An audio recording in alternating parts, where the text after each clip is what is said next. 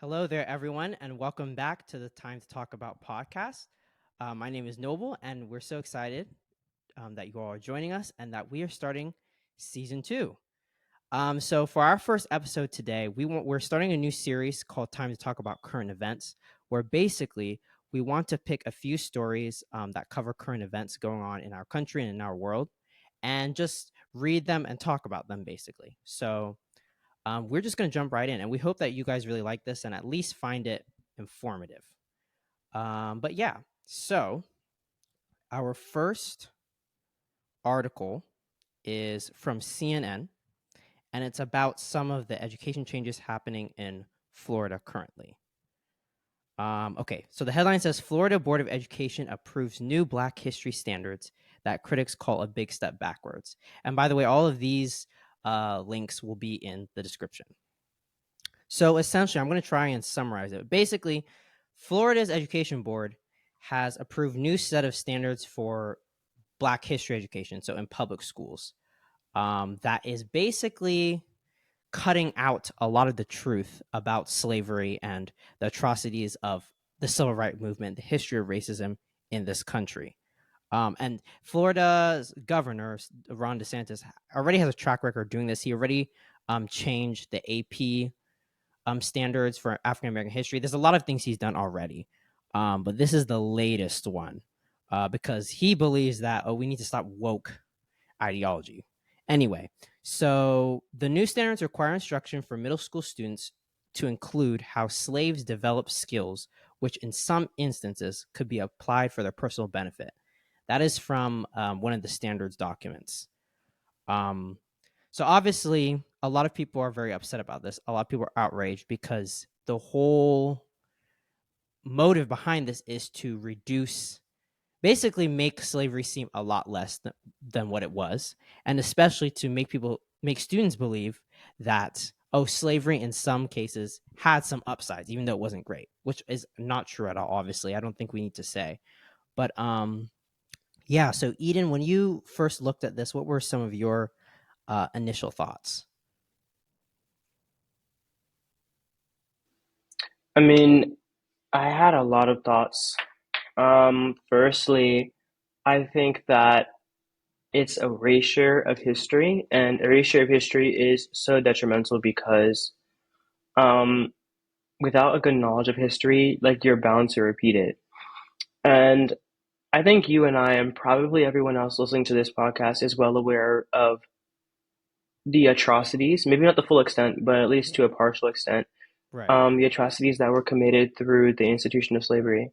Um, I think my second comment is more so about the age group of people that this questionable initiative was set forward for. You mentioned that it's primarily going to affect the middle school education system, and I think that that's especially um, unsettling to me Mm-hmm. because I think that middle schoolers are at an age where they're very impressionable. Like that is the age where you begin to kind of make your own opinions about the world around you, and that might include past, like things that you learn in history, your kind of maybe political standing, or at least your thoughts about the social aspect of any type of society. Right. Um, and this curriculum has a huge potential to influence the way that people of that age think. Um, Thirdly, I think that the whole idea that slaves were taught something or given something to develop themselves through the institution of slavery is such a weird idea to me because it's as if people are trying to justify the atrocity that was slavery, Mm-hmm. right? That's what it There's comes no off as. justification that can be done.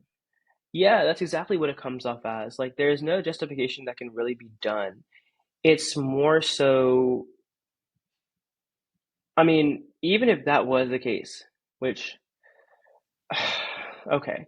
I don't think so. But even if that was the case, like it Yeah. doesn't erase any of the widespread atrocities that we know about. It doesn't erase it. It doesn't make it any better, and it by no means is grounds for justification. I think that the outlook that people that have been subjugated, like the outlook that they have gained good things from that subjugation is not a way to look at situations at all, because it allows you to trivialize their experiences and the histories and the concerns that people that might be descendants of those that had to go through those atrocities, like those concerns that are put forward, you're also invalidating those concerns as well. Um, for me, I think about like the era of like colonialism in other countries, area of Mm-hmm. imperialism, Yeah. especially across Africa and Asia. And obviously, some of this did coincide with American slavery in terms of time. Um, I think actually, I know that a huge part of the justification at that time, and even to this day, of what Europeans did in terms of subjugation was that, they were sharing civilization, they were sharing democracy, they were sharing their religion, their way of life, right? But by doing that, they also insinuated that the way that people of color or people living in Africa and Asia, the way that they were doing things was inherently wrong, right? That their culture was not as developed, that their culture was flawed.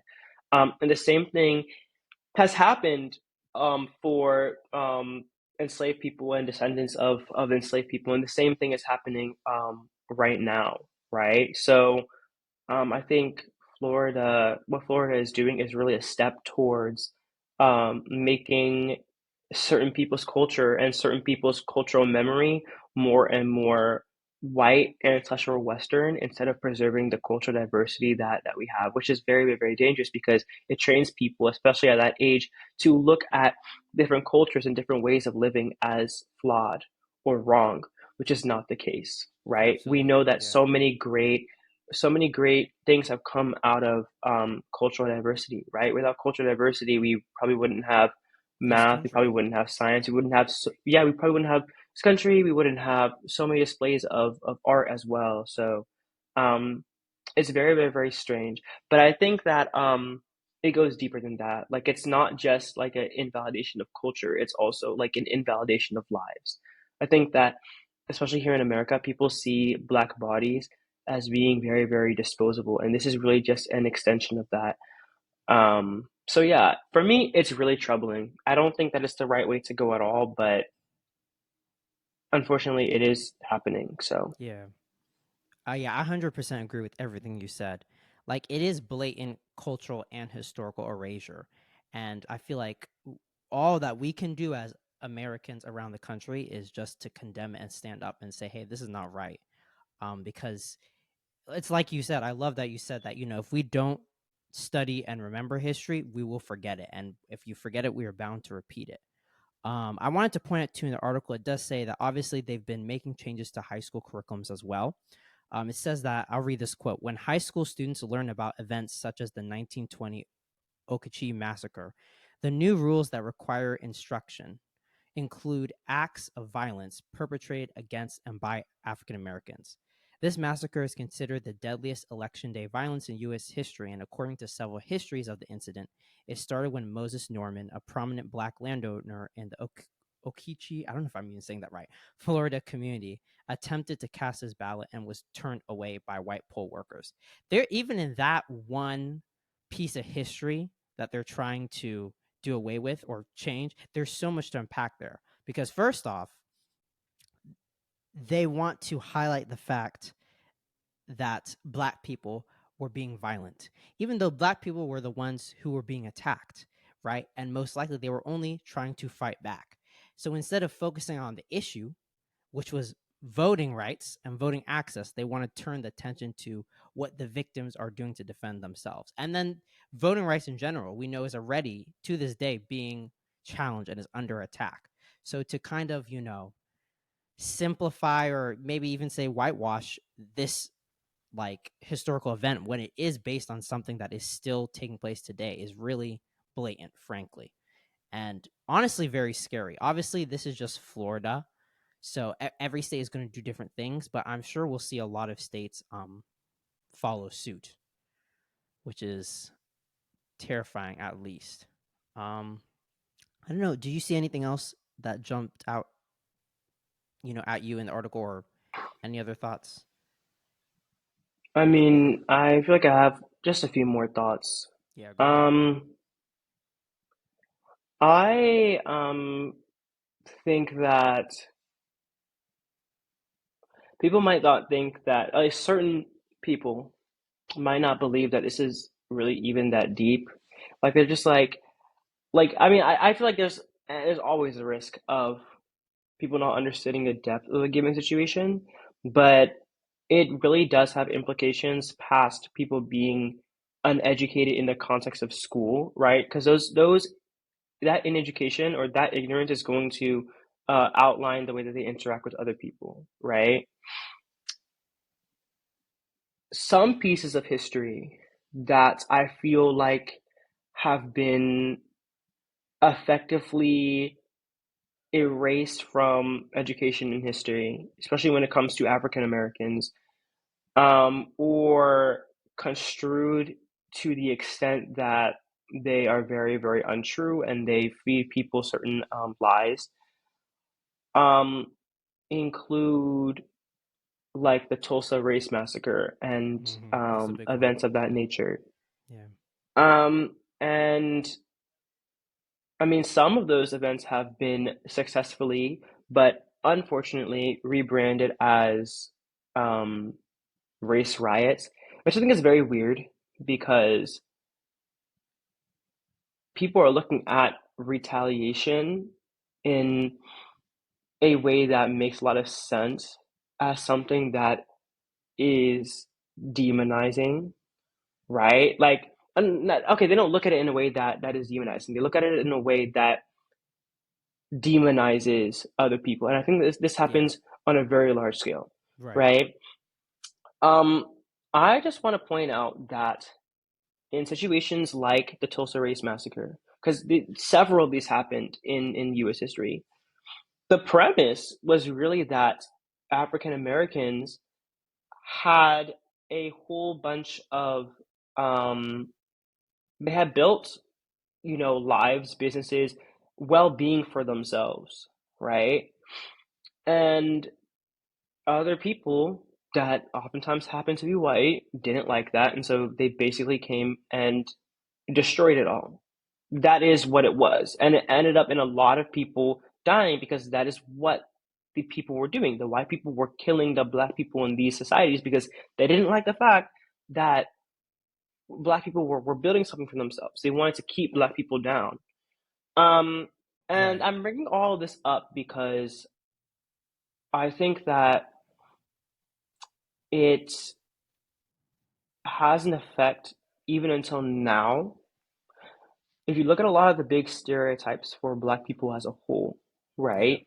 It's that, they are lazy, black people, Lazy, they not don't like hardworking, to be productive. Yeah, not hardworking. They just like to, don't want to be but educated, don't want to go to college, things like that. Yeah. exactly, but that's not the case at all, right? Yeah. Like Especially there have with been our several generation. situations.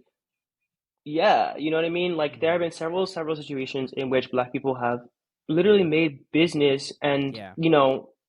like they've made something for themselves, but Even in the white people past, have I should say continued to, too.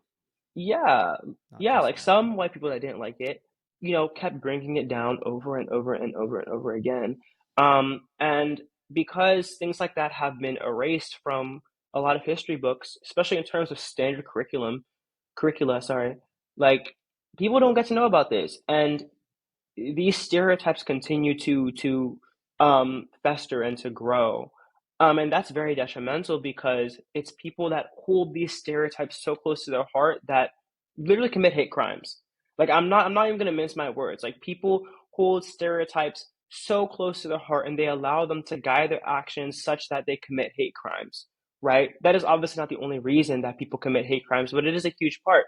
So when you erase history and make a certain group of people look like they are doing one thing and look like they are not contributing anything to society, when that is not the case, what do you think is going to happen? Right? I think I would like to Yeah. point out that a very similar thing is happening halfway across the world, like in the Israel Palestine conflict. Mm, I have heard so many people say very choice things about the Palestinian armed forces, and but from the reading and from the, I guess, self education that I've done on that situation, right? right. I mean, a lot of people that are Palestinian are simply retaliating towards what the bad things that are being thrown onto them in any in any regard, right? Like that is literally modern day modern day colonization. But because people have allowed these stereotypes of a certain group of people being a certain type of way, right? Like people continue to view that conflict as Palestinians being inherently violent, and and it's like that's not the full picture. You're only giving one side of the picture, and when you continue to do that, you allow people to solidify their wrong, quite frankly, wrong opinions about other people, which leads them to treat them like they're less than human, so it really is an issue, right? It's not just people getting misinformed and moving on with it, right? People learn about this, they don't learn about it in its entirety, and they become ignorant. You can become ignorant, like you are not always just ignorant by default. They become Absolutely. ignorant, Hmm. and for middle schoolers oftentimes it's against their will, so it is an issue that people need to pay attention Yeah. to for sure. But I feel like that's all my comments there. Yeah. I feel like when it comes to things like the Israel Palestine conflict, I think a lot of people are, like you said, they're ignorant. They're just not educated. Either they don't know at all and they're just talking, or they know some, but they're not fully versed, on the situation. We have a lot of ignorance in America, unfortunately, and around the world. And when we have people in control, um, of history education doing things like that, it really only is furthering that ignorance. I mean, even we have to remember too, right, that our history standards as they were, right? The history that you and I and so many American youth learned in school over the past 5, 10, 15, 20 years wasn't even the full picture to begin with anyway, right? A lot of violent, atrocious things that were done to black people, and a lot of civil rights history was left out. They kind of just hit the big things and the highlights, right? Obviously, this is a much more severe, erasure. But we have to remember that even things such as Juneteenth. I mean, I think part of the reason why Juneteenth did not become a federal holiday for so long is because many people didn't know about it, and even those that did, it was not important to them. It was not on the forefront of their minds. I know I didn't learn about Juneteenth in school at all. I didn't know what it was. Many people do not. So it's just things like that. And everything you're saying is true. It relates to other situations going around in the world too. Sometimes in America, we're so America centric that we can't even, take the time to learn about other issues in the world. And even when we do, we're kind of haphazard about it. People are not seeing the full picture. People are not fully educating themselves and just making assumptions based on, American biases and American point of view when it's a different country and different issues a lot of times. Um, I did want to highlight too the statement that their Department of Education made. I'll just summarize. Basically, they said that it was developed by a group of 13 educators and academics. It's a rigorous process to develop the standards, and they are sad to see critics discredit their in-depth and comprehensive American history standards. It's basically what they say. I always want in these articles. I always want to make sure to you know highlight both sides of the argument, even if we may not agree. That is their statement. I will say too, the article did highlight that Florida teachers, most of them are not for this. So it's not something that like the Florida Educational Board is just like, okay, this is what we're doing. The teachers like, yes. It says that teachers unions there are pushing back. One of them called it a disservice to students and a big step backwards for a state that has required teaching American history, African American history, since 1994. How can our students ever be equipped for the future if they don't have a full, honest picture of where we've come from? And they go on and on. But that's pretty much, I think, in a nutshell, what we've been saying. And I think that the worst part of it is it's all clearly part of Governor DeSantis's political agenda. He has his anti-woke ideology. That's what he's running on, both for governor and for president. Not that he wants to be a president. And I don't know, just somebody like that. The thought of somebody like that running for the presidency is really like scary. I know we kind of saw glimpses of this with Trump, but I feel like Trump didn't even have the bandwidth or I don't want to say intelligence, but maybe he didn't have the foresight to meddle with you know, school education. Like he was not that forward thinking, you know. Whereas this guy is very smart. He's a career politician, so he knows what he's doing. So we need to be aware and we need to be ready to vote for sure next year. I mean, we can't, um, emphasize it enough that especially us young people, Generation Z, like this is the first election that a huge chunk of Generation Z will actually be old enough to vote in. So we really got to come out and you know, put our ballot down and make our voices heard in that way. But yeah, is there anything else? Any other thoughts before we move on? I think this is very important. I'm glad we highlighted it. People need to be aware.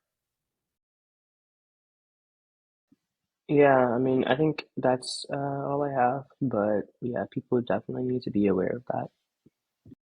Yeah. All right. Cool. Okay. So the next article was one I found on saw on Instagram, and I just thought it was interesting. So the president of Stanford University has announced that he is now resigning after reports found flaws in his research that he had done. It says Mark Tessier Lavigne. I don't know how to pronounce these names. We're just going to call him Mark. He was cleared of accusations of scientific fraud and misconduct, but the review said his work had multiple problems and fell below customary standards of scientific rigor. Okay, so my understanding is that people thought that he was falsifying data. Um, I guess they from their report and their investigation, they found the data was not falsified, but there were still many problems with the article and it was not following the standards, of scientific research. That's basically it. If we want to highlight one in particular, um, one of the reviews refuted a very serious claim involving his work on a 2009 Alzheimer's study. Um, that was subject of investigation that found falsified data and that Dr. Mark had covered it up. The panel included that the claims appeared to be mistaken and that there was no evidence of falsified data or that he had engaged in fraud. But they also stated that 2009 study conducted while he was an executive at the biotech company Genentech had multiple problems and fell below the customary standards of scientific rigor. So we get the gist. That's basically what they're saying over and over again. What do you think about this? Obviously, this is very serious because not only is he a career long researcher and scientist, you are the president of a university, and universities do a lot of research. So when I saw this, I was like, wow. Okay, then. Um, yeah. Well, I guess I should kind of start this by saying that by no means am I an expert on scientific research or Yes. any scientific field. Me neither. Disclaimer. But I will say that um, I am a STEM major, and I try not to be annoying about that, but it's hard. Do we have a superiority complex? Possibly, but We that is not do. the point of discussion. Uh-oh. But We the do, point, but I the think it's point justified. is, But I don't know. We'll let the people that listen decide that. The point is that um, in my studies, I have had the scientific method be hammered into me time and time and time again, right? And because of that, I feel like I understand that it has a huge importance because science outlines the way that we go about basically everything, right? From direct medicine, direct medical interaction, direct medical development, even into health policy, right? And then health policy can affect other types of policy, yep. right? Hmm. So the way that the science is done in general, especially health sciences, is very, very, very particular. I I mean, it seems like a couple of people, or at least some entities, think that there was not really that much of a problem with his research, according to this article. But some do think that there was fraud. Um, Yeah. so I mean, I guess I applaud the investigation about it Yeah. because it's very important that we get rid of misinformation. Medical and scientific misinformation It's dangerous. that will finish us. Yeah. Like it will finish us It almost finished us because during COVID, honestly. Like the yeah, pandemic it could have definitely ended. almost It finished us was during not COVID. great, but it definitely could have been way worse if, the government Yeah, and the scientists were not able to combat, and even Fauci and everybody were struggling to combat all the misinformation. yeah, But sorry, go ahead. right. So yeah, I mean, you bring up a good point about COVID because there were a lot of people that were just moving their mouth just to move it. There are a lot of people that were typing websites just because they had an internet connection and a laptop, and it's like y'all do not know what you are talking about. Like, I don't Hmm. really know how to say that in a more respectful way. So Yeah, take it or leave it. it's true. But you know, and it's very dangerous because a lot of people were influenced by that, by a lot of Mm. claims that were very baseless and didn't have um real science behind it. Um, Fraud in terms of scientific studies is something that should be taken very, very, very seriously, in my Yeah. opinion. I think the prime example is of that one guy that was in the Lancet. You probably know who I'm talking about. That one guy that made the claim that vaccines cause autism. Uh huh. We have not seen peace since that day. Like, we have Hmm. not seen peace at all since that day because to Yeah. this day, because of that People still article and believe because that. of the Hmm. fraud, right? Because of the fraud that happened in that article, people still believe it, and it causes so many problems. Every single time y'all hear about measles in the news, that's Yeah. that's the issue. Like, Yeah. that's the issue because people now think that vaccines cause autism, even though it's a very, very, very baseless claim. Even people close to you might Yeah. have some of those opinions. And Hmm. so I feel like you have to learn how to like talk to them about it in a way that might make sense. But again, Yeah. I'm not a scientific expert, so I can't. I mean, I probably don't have the expertise to be able Yeah. to like tell them, instruct other people. But I guess you can kind of do your part. Yeah. My issue with that is that fraud likely did play a role in that um in that whole vaccines causing autism situation, right? But Yeah. even beyond that, it was a very poor study design, right? The sample size was incredibly small. Some of the people, not all the people, but some of the people, kids, right? Because it was all kids as well, right? So Hmm. that you can't generalize that. But some of them had autism Yeah. prior to receiving this MMR vaccine. Yeah. Every single person in the study came from one institution that was aimed at helping kids. So once again, they were all kids, which is flawed. That was Yeah. aimed at helping kids, or at least instructing kids that had autism in one way or another.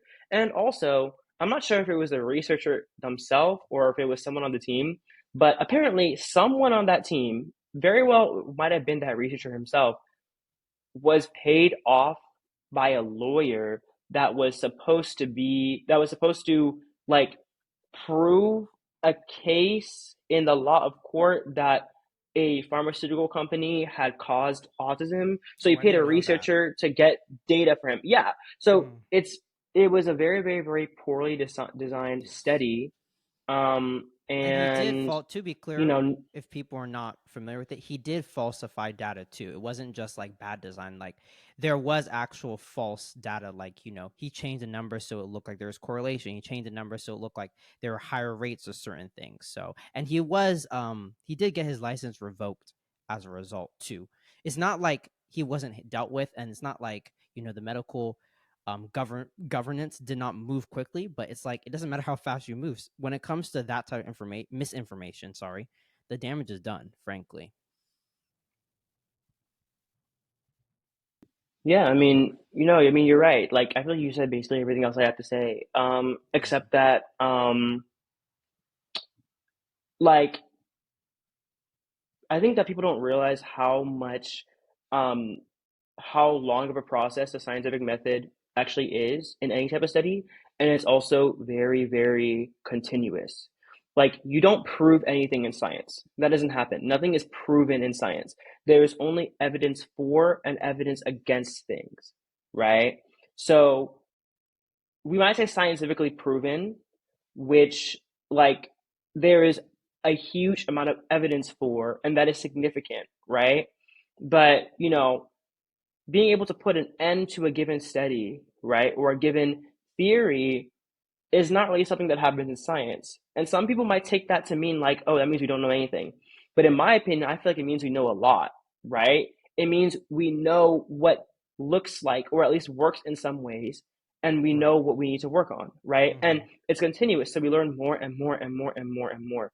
Also, you have to remember that, scientific studies have to go through peer reviews by independent boards, like, Yes. I mean, that guy got it published in any magazine, I don't want to say a random magazine, but he got it, published in a scientific journal. Yeah.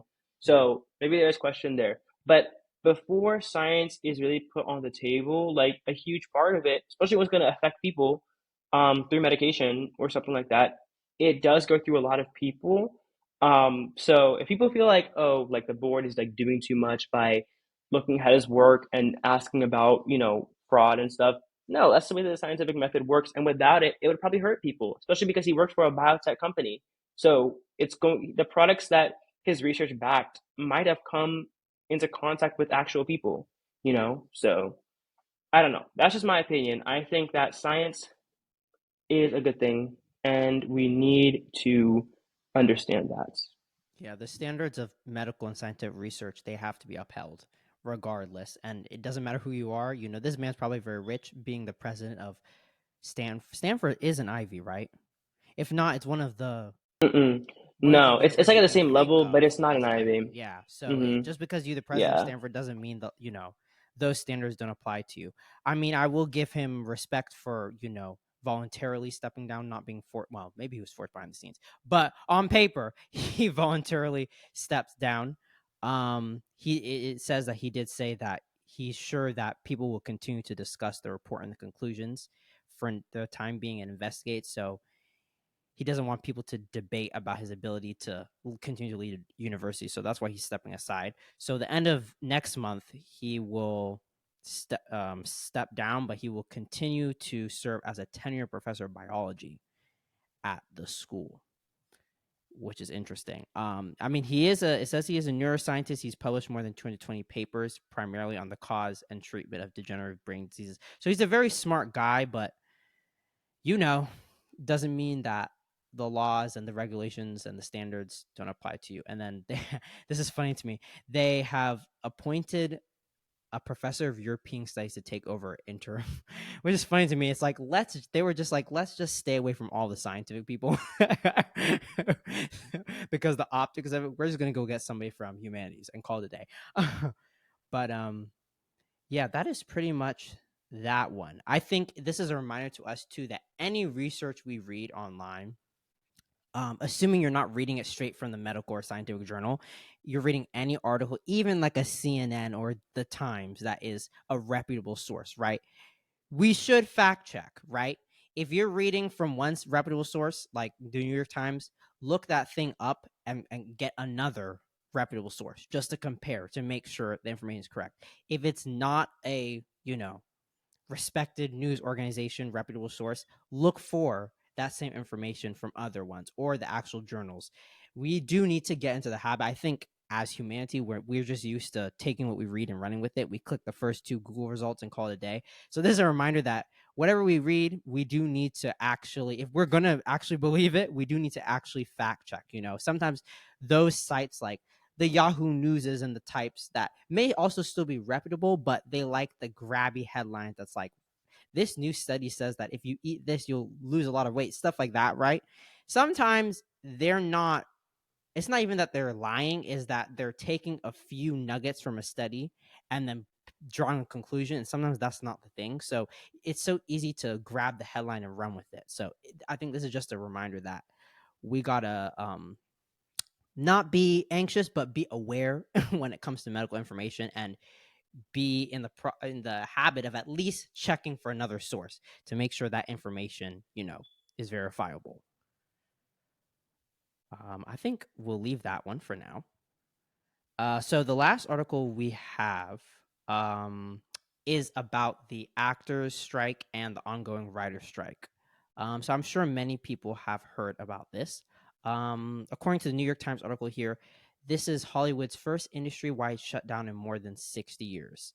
And I've been reading a lot about this because I just find it very interesting. And obviously, I have shows that I love to watch that obviously are being affected at this time. Filming has stopped and things.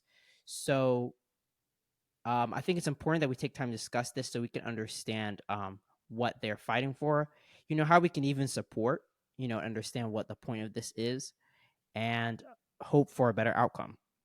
So I'm actually going to slide to the Wikipedia real quick.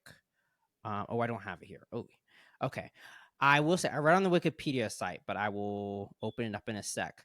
That the strike started in mid-July. I believe it's the 14th of July. And this is the actor strike. So one thing that's important to understand, right, is that there are writers and then there are actors, right? So there's a writers guild, which is the union for the writers, people who write your favorite shows, right?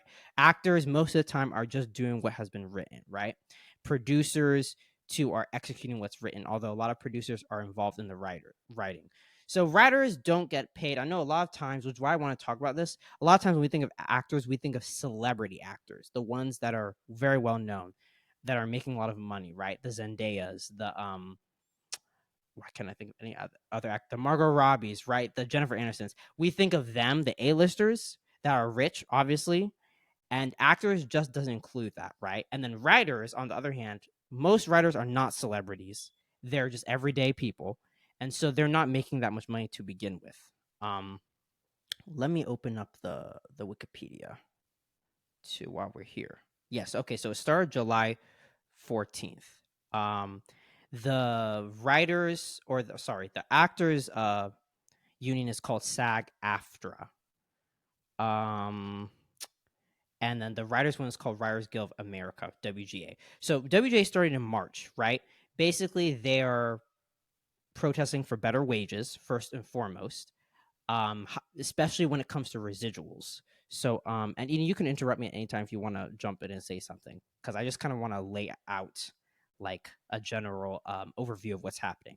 So, the main thing they're fighting for right now, both actors and writers, are residuals. So, when streaming started becoming a thing, right?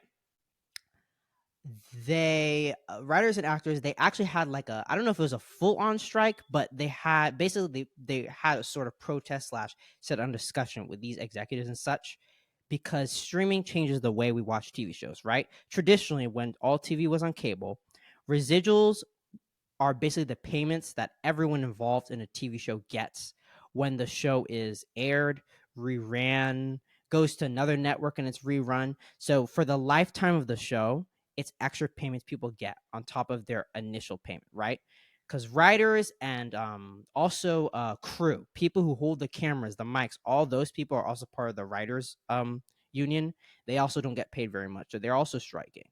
Um, Obviously, they get an actual payment, their actual salary at the time, and then that's pretty much it, right? Most of the time, from what most of them say, that is only going to last them a few months. So that's why most writers and even actors are jumping from show to show, movie to movie, right? Because unless you are a list actor at the top of the sheet, you're probably not getting a whole lot of money to just live on, right? So they get their initial payment, and then everybody is supposed to get residual payments that come based on when the show is running, in perpetuity. When streaming happened, because if you think about traditional TV, right, a show will air when it's new, right, the whole season, and then it might rerun in a year or two or something, or on a different network, maybe once or twice, and then that's really it, right?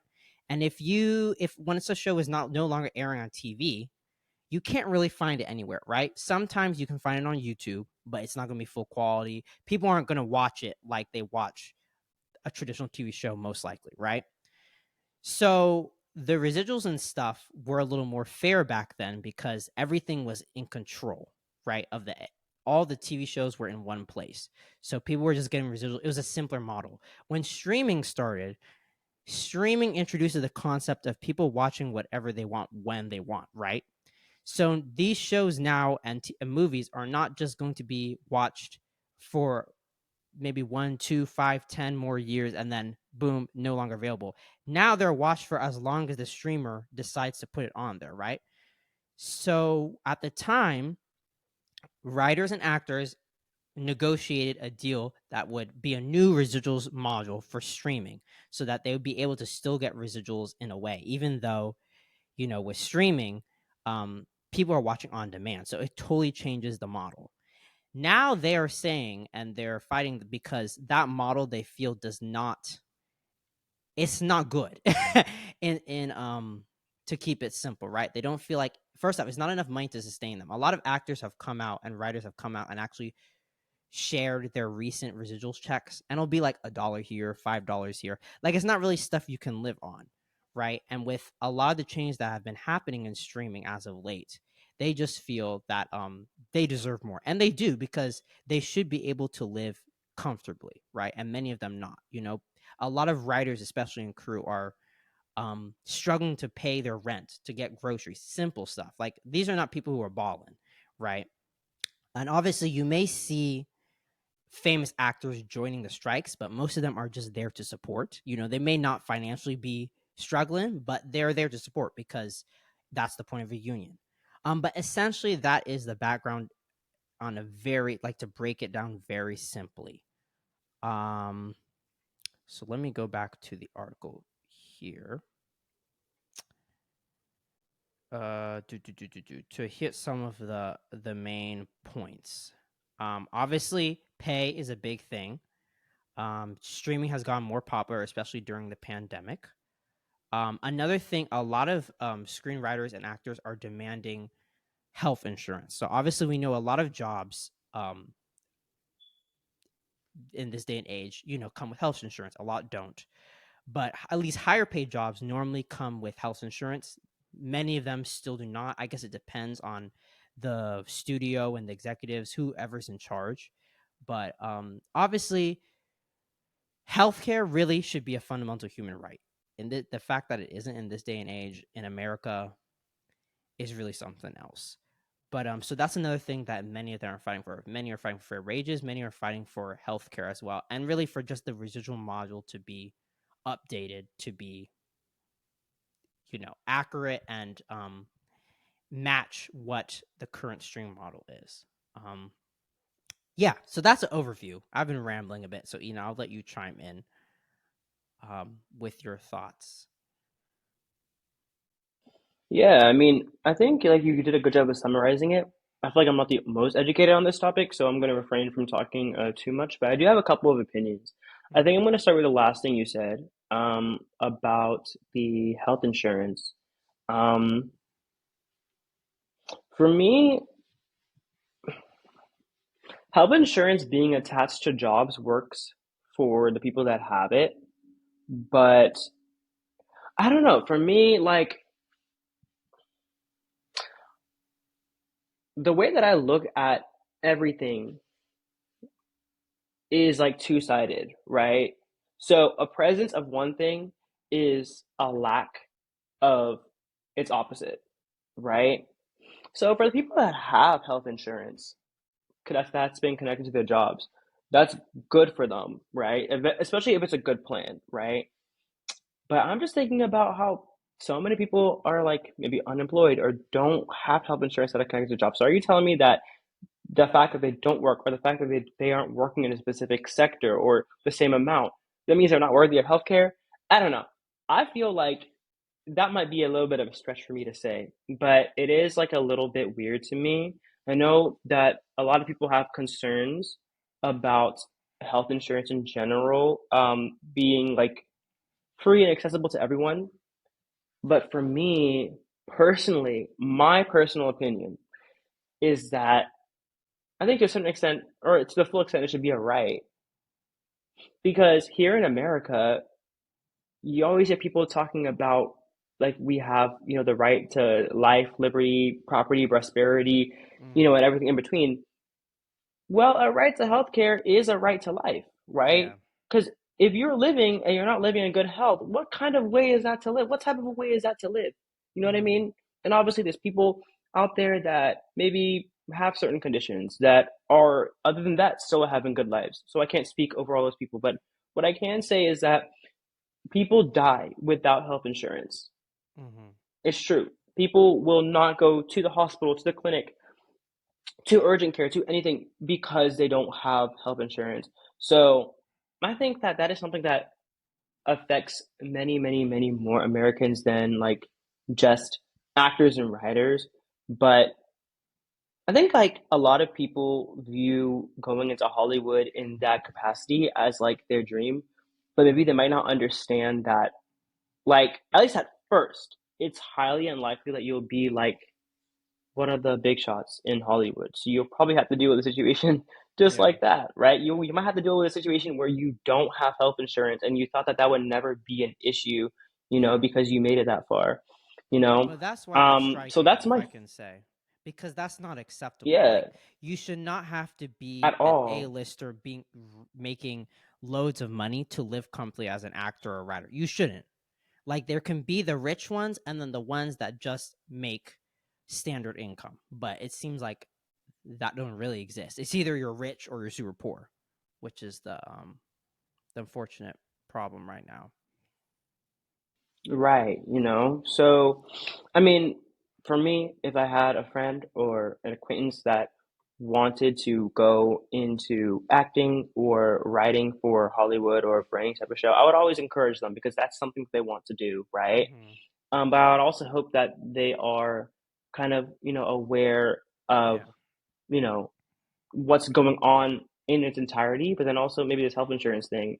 But also, I think like the health insurance things in general, like that's something that we probably most of us will probably have to deal with at one point or another. Maybe not most Yeah. of us, but a huge amount of people will have to deal with at one point or another, right? That's not something that's like specific to acting, but it's still kind of, riveting to hear because a lot of Yeah. people, like I said, make something like that their dream, right? That's something they really want to do. It means a lot to them. And you tell me that they can't have health care because they're not Yeah. Margot Robbie, like that does not make any type of sense to me. Yeah. Um, and then as for the premise of the pay and the change in the job scene, I think Actually, sorry. changes in the workplace. Go ahead, go ahead, go ahead. Before we go to that, can I say something about the healthcare stuff? Yeah, I think healthcare is a big problem in this country. Healthcare insurance, especially, there's a much bigger conversation to be had there that we probably should talk about. Frankly, I'm the one of the people that believe we should have Medicare for all or something like that. That the government has a health plan for everybody that is mostly subsidized by the government. But insurance companies are very greedy and they don't usually work in the best interest of consumers. So it's also important to have competition. A lot of people just want to have Medicare for all and then that's it. But we can't just have the government healthcare plan and that's it, because other companies may be willing to provide better healthcare, better features and stuff, right? Better perks on their healthcare plan, right? And these corporations, especially, I think why the actors and the writers are really focusing on it right now is because the corporations they're striking against are NBC Universal, Discovery, Warner Brothers, who own HBO Max, Apple, Amazon, who owns Prime Video. Like, these are companies that have gajillions of dollars. So I think that's why they're really demanding it, because like they can't afford to. They're not a startup or a mom and pop shop or a family small business that probably can't afford to get insurance for all their 10 or 15 employees, right? Like, these are corporations. So it is very important, but I think we always have, in my opinion, I think we always have to, I feel like everybody who has a job with a major corporation should have access to health insurance. They need to have that option in case the if we even get a federal one. We may never get a government Medicare for all with the way things are going. But in case that plan does not cover all their needs, maybe they have a disability or a condition that another plan will fit better. It's always good for them to have that option. Unfortunately, it seems that right now it's like if you're working a low income job or you're only making a certain amount, you get that, and those who don't. But it is very important. I agree, and we should have something so that even unemployed people get healthcare insurance, because many other countries have had that forever. But sorry, let me let you go ahead with the next point too about the pay. No, you're good. I think you brought up some good points. Now about everything else, I think that the workplace is constantly changing, Mm-hmm. right?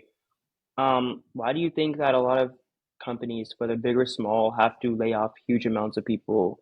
You know, I think the same thing happened like even in like the tech world, for example, Mm-hmm. right?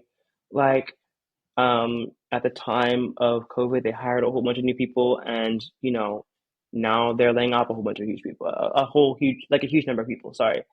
Yeah. Um, so changes in the workplace happen, right?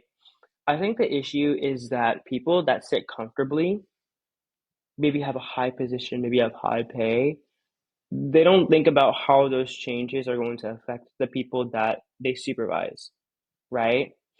Um, because sometimes it doesn't really affect them, right? The people that are at the very top of NBC and etc., right? They are absolutely not being affected by streaming. I mean, their money might be a little bit, right? But they're still probably going to make a good amount of money off of people using their platforms. So it's not really a thing where they are like their livelihood is being um attacked. And I think that strikes are very, very good for that. Like strikes have been effective in the past. Like they're always going to eat, in my opinion. They're always going to eat because if you don't have people working for you, then what are you going to get done? Are you going to act yourself? I guarantee you, some of these CEOs probably cannot act to save a day in their life, right? So in Definitely. this way, right? Yeah. They probably can't, right? Like because this workplace is changing, and that might be out of a lot of people's control, but you know, that's neither here nor there. People feel like their talent and their hard work is going underappreciated. And I feel Yeah. like that is an issue. Yes, it is the hard reality of life, Yeah. but It shouldn't be. that does not mean, yeah, like that does not mean that you shouldn't do anything to make it easier, like on those people. Again, Yeah. I'm not really educated on this topic, so I don't really know exactly the full extent of all these issues. And I also don't necessarily know exactly how like this whole thing could be changed because I like streaming. Noble, you like streaming. Streaming is the way that Mm-hmm. people watch TV. You It's the know, future. like Yeah. people, right? People do not do cable as much as they used to anymore. They just Mm-hmm. don't. So there's not like a surefire way to fix that, right? Yeah. But one thing I do know for sure is that people that are working should not be going without money. We talked Yeah. about this on the Yeah. minimum wage podcast. We talked about it then as there as well. People that are working in any capacity should not be going unpaid. For me, I am a very, very, very staunch opponent of unpaid internships because Mm-hmm. you are literally using like teenagers and like 20-year-olds for free labor. Yeah. That's illegal. Like you need to be paying people. Yeah. So, I don't, to be honest with you, I don't even know exactly how this could be fixed, but I do know that those people should be getting paid. I mean, I have Mm-hmm. an idea because corporate greed, let's be so for real, corporate greed is definitely playing a role in this. And if that was relaxed just even a little bit, we might Yeah. not even be in this situation, right? I think the issue is that people look at problems and they don't look for solutions. When people are looking comfortably, they see the problems that other people have, they realize that it doesn't apply to themselves, and they don't look for solutions. Yeah. That's true. That's the issue because Mm-hmm. people are going hungry. When you told me about your New York trip and you told me about that one restaurant that you went to, and there was a whole bunch of Broadway actors that Mm-hmm. would literally come and like perform, in the restaurant, and they would turn around and start serving meals because they were servers.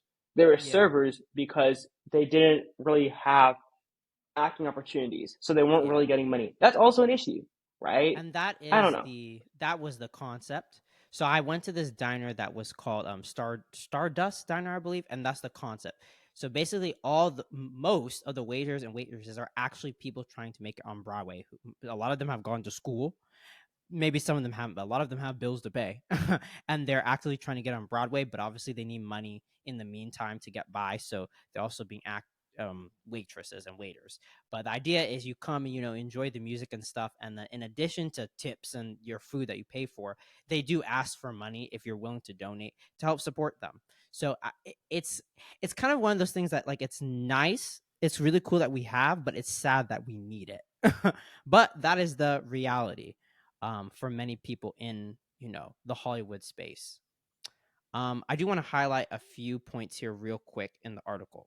So first, a little more about the residuals. It says both actors and screenwriters have demanded increased residual payments, which are a type of royalty from streaming services. Streaming series typically have far fewer episodes than television series did. And it used to be that if a television series was a hit, actors and writers could count on a long stream of regular residual checks. Streaming has changed the system in a way that they say has hurt them.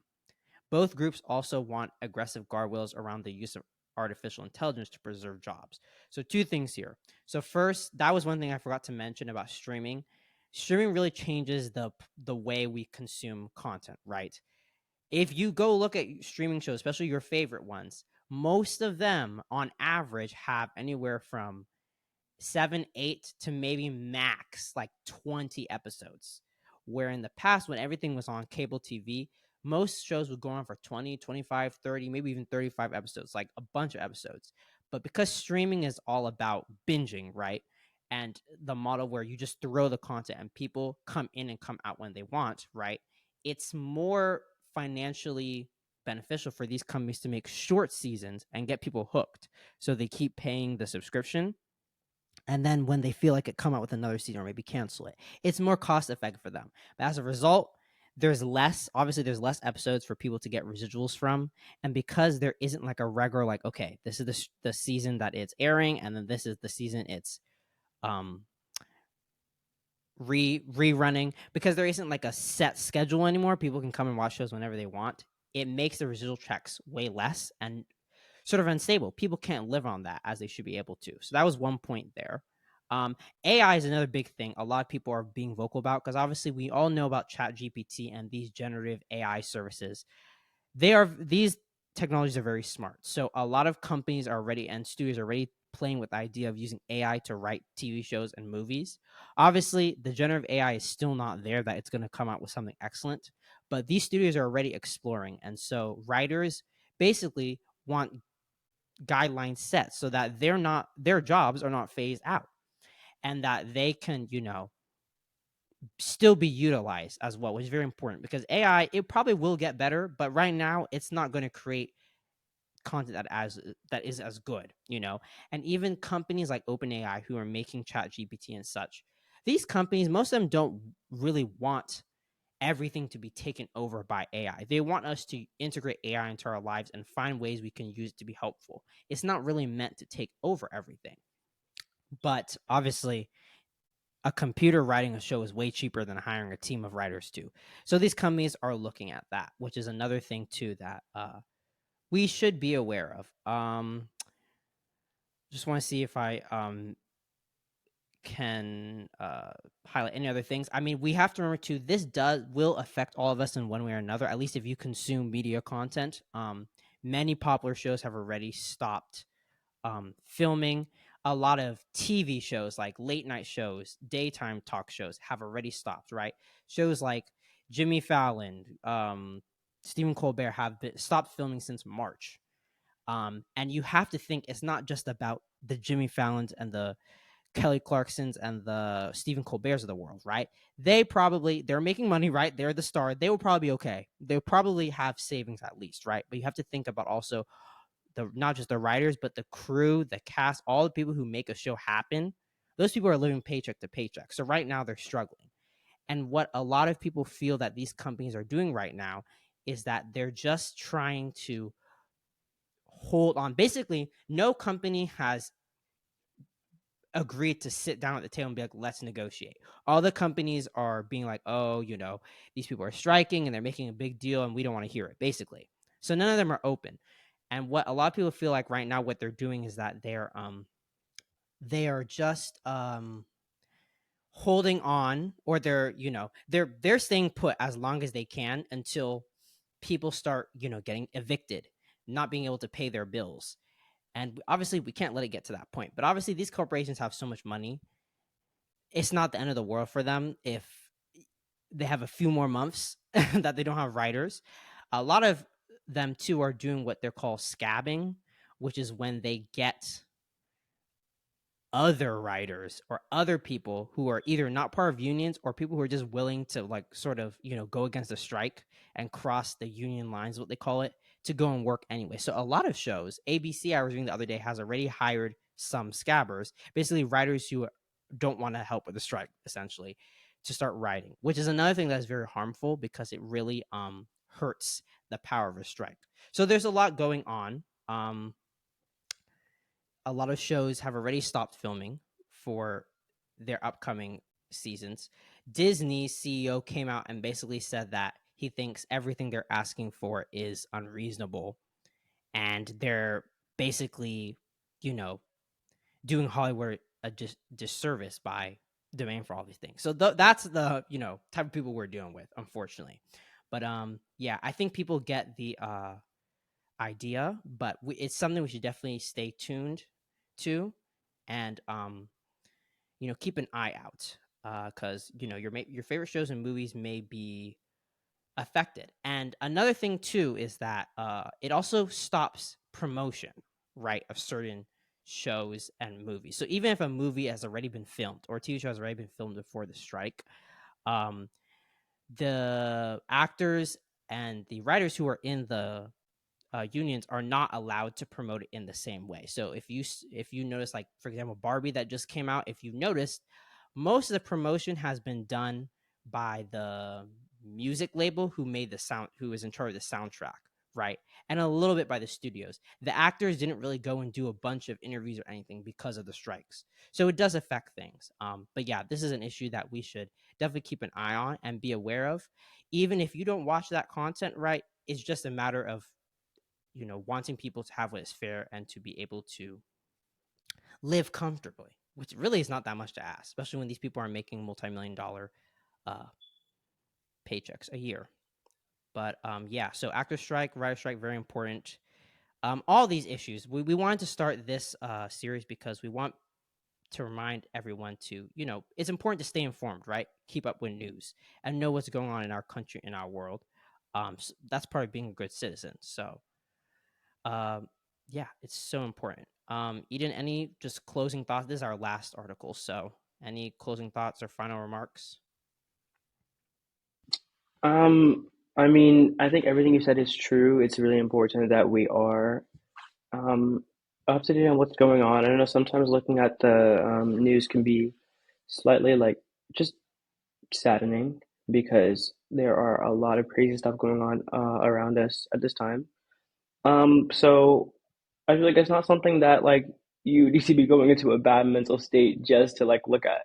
Right. But I do think that part of being a good citizen of the country, your country, the world as a whole, is paying attention to the things that happen around you because you are not the only person that exists, right? I think Yeah. we all know that, but we might not all really internalize it to the extent that we should.